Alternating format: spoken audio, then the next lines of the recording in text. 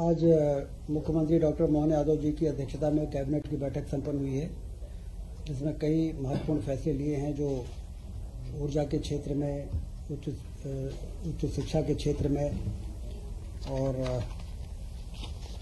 अन्य विभागों में कामों को बेहतर बनाने में महत्वपूर्ण भूमिका निभाएगा। ऊर्जा विभाग में जैसा हम सब जानते हैं कि भारत सरकार की RDSS योजना जो डिस्ट्रीब्यूशन के क्षेत्र में सिस्टम को स्ट्रेंथन करने के लिए महत्वाकांक्षी योजना बनाई गई है। उसमें 60% केंद्र का होता है और 40% राज्य का होता है। उसमें जो 18,000 करोड़ रुपए अभी स्वीकृत हुए हैं, उसमें 40% लगभग 6,000 करोड़ जो राज्य शासन से डिस्ट्रीब्यूशन कंपनीज को लोन के रूप में दिए जाने का प्रावधान था। आज मध्य प्रदेश की कैबिनेट ने उसको इक्विटी में बदलने का जो प्रस्ताव था ऊर्जा विभाग का, उसको मंजूर कर दिया है। इससे डिस्ट्रीब्यूशन कंपनीज की फाइनेंशियल कंडीशन इम्प्रूव होगी और सुधार कार्यक्रम लागू करने में ज़्यादा गति आएगी।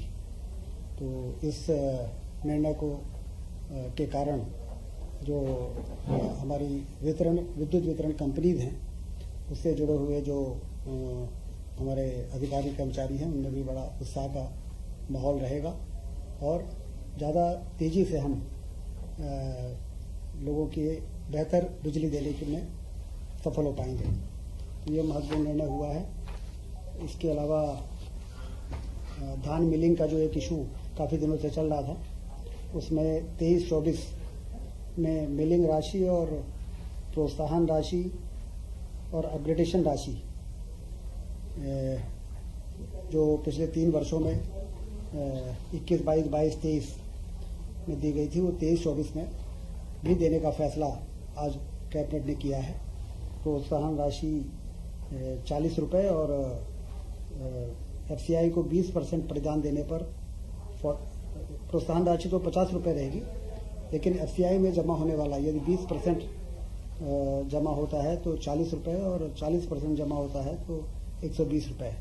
ये एक राइस मिलर्स की बड़ी मांग रही है और प्रदेश में धान का प्रिक्योरमेंट बहुत तेज़ी से हो रहा है, उसकी मिलिंग में कहीं कोई परेशानी ना आए, इसके लिए कैबिनेट ने एक महत्वपूर्ण फैसला इस संबंध में भी लिया है।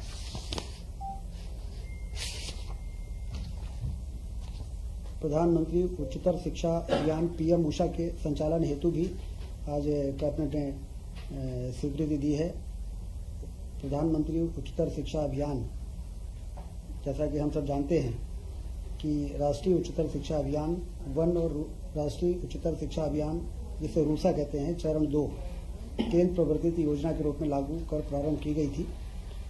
उक्त रूसा योजना के तहत प्रधानमंत्री उच्चतर शिक्षा अभियान, जिसमें कि 4 महत्वपूर्ण कंपोनेंट होते हैं: बहुसंकायी शिक्षा एवं शोध विश्वविद्यालय, विश्वविद्यालयों के सुदृढ़ीकरण के लिए अनुदान, महाविद्यालयों के सुदृढ़ीकरण हेतु अनुदान, लैंगिक समावेशिता, gender inclusion and equity initiative, ये कंपोनेंट जिसके अंतर्गत PM उषा परियोजना में काम होना है, उससे संबंधित 60 और 40% की जो केंद्र और राज्यांश का अनुपात है, उस अनुपात में मध्य प्रदेश शासन से इसको अनुमोदन प्रदान किया गया है, जिससे इस योजना का क्रियान्वयन ठीक प्रकार से हो सके और नैक और अन्य प्रकार की जो रेटिंग होती है, उसमें हमारे जो सेलेक्टेड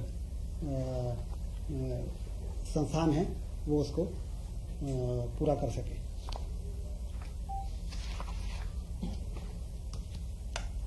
इसके अलावा मुख्यमंत्री जन कल्याण अभियान 11 दिसंबर से 26 जनवरी तक मनाए जाने का कार्यक्रम शुरू हो रहा है, जो डॉक्टर मोहन यादव जी की सरकार के 1 वर्ष पूरे होने पर जो बहुत ही नवाचार किए गए, जो बहुत तेजी के साथ विकास को गति देने का काम किया गया है और जन कल्याण योजनाएं जितनी चल रही हैं, उसमें जो हमारे हितग्राही हैं उनको पर्याप्त लाभ मिल रहा है, इसकी मॉनिटरिंग, और जो हितग्राही हमारे वंचित रह गए हैं विभिन्न जन कल्याणकारी योजनाओं से, उनके शिविर लगाकर नगरों में वार्ड स्तर पर और ग्रामीण क्षेत्र में पंचायत स्तर पर शिविर लगाकर और उनके आवेदन प्राप्त करना और एक मिशन मोड में उनको हितग्राही बनाकर उनको भी लाभ मिल सके।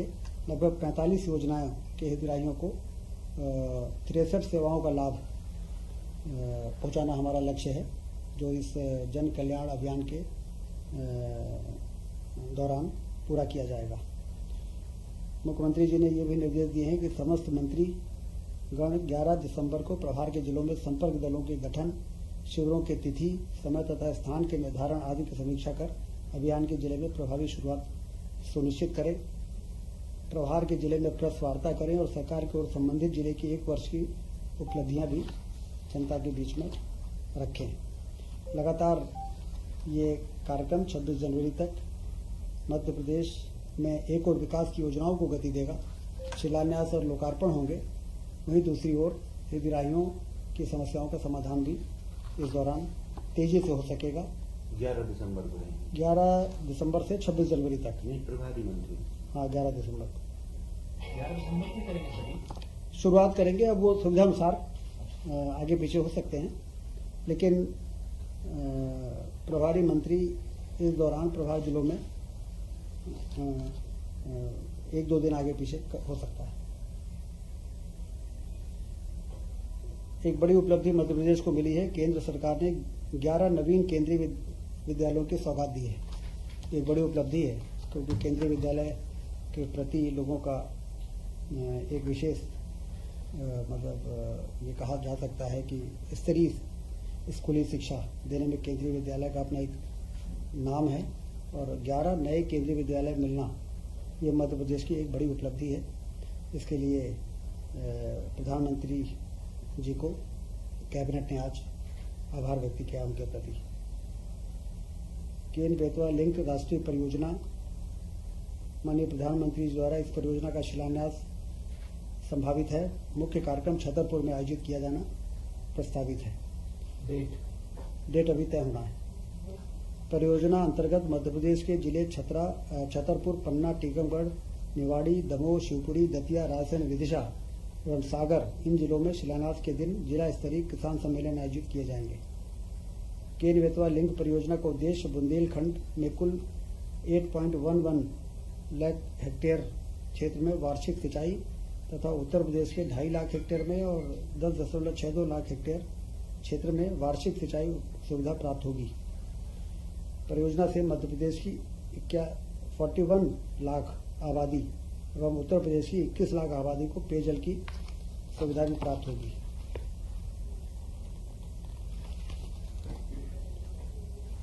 सत्रह दिसंबर को पार्वती काली सिंध चंबल लिंक परियोजना का शिलान्यास प्रधानमंत्री जी जयपुर में करेंगे। इससे 11 जिले गुना, शिवपुरी, सीहोर, देवास, राजगढ़, उज्जैन, आगर, मालवा, इंदौर, शाजापुर, मंदसौर एवं मुरैना जिले में सिंचाई की सुविधा से लोग लाभान्वित होंगे। इस परियोजना से 6,13,000 हेक्टेयर क्षेत्र सिंचाई से लाभान्वित होगा। 2000 गांवों में कार्यक्रम से पूर्व कलश यात्रा तथा प्रभार फेरियों का भी आयोजन किया जाएगा। इन 11 जिलों में किसान सम्मेलनों का आयोजन किया जाएगा, जिसमें प्रभारी मंत्री, स्थानीय मंत्री, जनप्रतिनिधि इसमें उपस्थित रहेंगे। रीजनल इंडस्ट्री कॉन्क्लेव नर्मदापुरम में हुआ है। 7 दिसंबर को 4000 से अधिक पंजीयन हुए। 31,400 करोड़ के निवेश के प्रस्ताव प्राप्त हुए हैं, जिसमें 40,000 लोगों को रोजगार दिया जाना संभावित है। औद्योगिक क्षेत्र मुहासा बाबई में विद्युत एवं नवकरणीय ऊर्जा उपकरण विनिर्माण इकाइयों को आवंटन पत्र जारी किए गए एवं भूमि पूजन भी किया गया। औद्योगिक क्षेत्र माना बुधनी में अधोसंरचना विकास कार्यों का लोकार्पण किया गया और मध्य प्रदेश पर्यटन विकास फिक्की के बीच समझौता ज्ञापन भी साइन हुए हैं। 24-25 फरवरी को ग्लोबल इन्वेस्टर समिट 2025 का आयोजन भोपाल में किया जाना प्रस्तावित है। इस कार्यक्रम के उद्घाटन हेतु माननीय प्रधानमंत्री जी से समय प्रदान करने का मुख्यमंत्री जी ने अनुरोध किया है। ये आज के कैबिनेट में ये महत्वपूर्ण निर्णय हुए हैं।